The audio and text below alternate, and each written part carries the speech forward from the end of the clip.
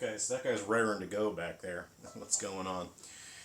Hi everyone, welcome home. Jarrell here. Today I wanted to share with you an instrument which I built myself by combining two instruments I had for years which really weren't working.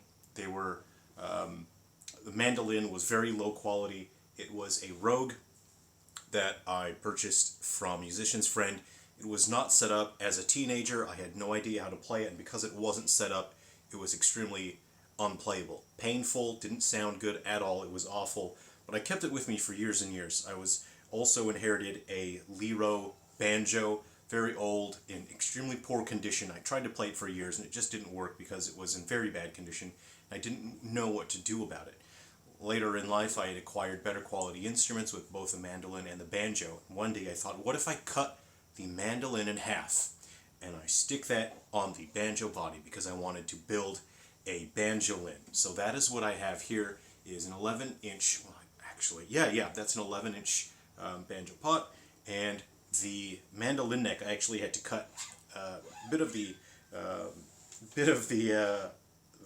fret out of there in order to get it to fit so I can attach that onto the body. So the sound you get out of a banjolin with an 11-inch pot, that's not exactly common for banjolins. You generally find them with smaller bodies, but it results in this beautifully warm, very, very interesting, complex voice.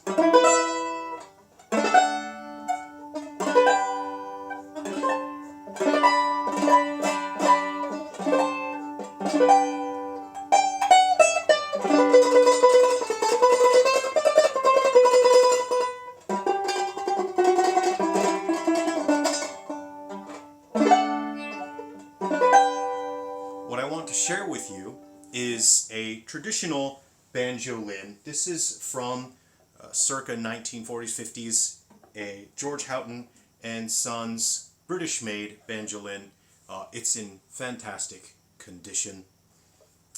And this instrument, this is what generally they sound like here.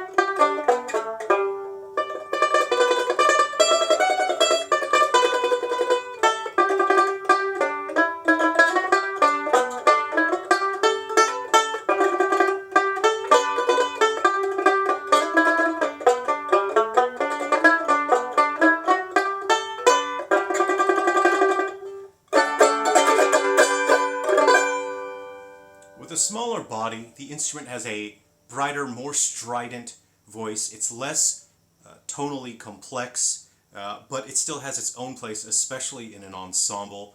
It does stand out. It sounds quite lovely. I brought this to my Irish music club. I played it in a pub session once, and it actually really blended, and it had enough presence in that pub session environment, and it really added something to the ensemble. It was just very pleasant. But it may not be the right voice for every situation, which is why I like to have that homemade banjolin using the 11-inch pot. This is quite a beautiful instrument in very good condition. When I play older instruments like this, I will always wear a sleeve to reduce the amount of contact with sweat from my arm and any oils from my skin. I want to make sure I reduce the contact with the instrument, and I'm very careful with the way I play these. I don't chord bash and go wild because I don't want to end up damaging the different components, especially the original goat skin on this instrument. I don't want to end up damaging that any further. It was a fair job cleaning that up, but that is the original that's on there. I restored this instrument myself, and it is in just wonderful condition as long as I stop letting my various banjos crash into each other. So this is, on the opposite end, a gold tone custom build. So I was not able to find the gold tone octave mandolin banjo, which Gold Tone sold under the name of Octajo. It did not sell well, and I think largely had to do with the name was a little bit confusing to people. So I was able to acquire the neck itself, and I was able to just build my own using an 11-inch pot. I would have liked to have used a 12 or even a 13 would have been nice, but I was not able to obtain one. I'm using a fiber skin head, and I thought I would play this. So this is Gold Tone's octave mandolin banjo neck, or what I like to call an octave banjolin. And I'll just let you hear the sound of that. Now the strings are too light for this. I'm using standard mandolin strings, but very soon I need to replace them with octave mandolin strings, as I was doing some tests to see what would be more appropriate, but I find that the mandolin strings are too loose, so I will be replacing these with octave mandolin strings soon.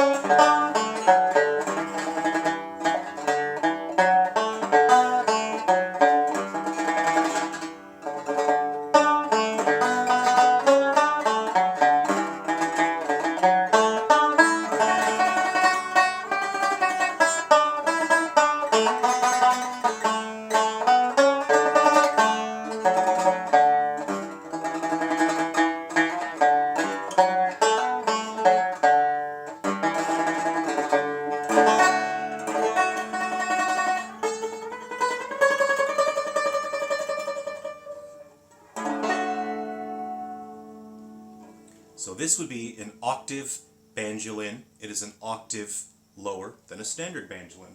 And again, back to the subject of the video. How do I set this guy up so he doesn't crash here? Back to the subject of the video, my banjolin, which I built by cutting a mandolin in half and screwing it to a banjo body.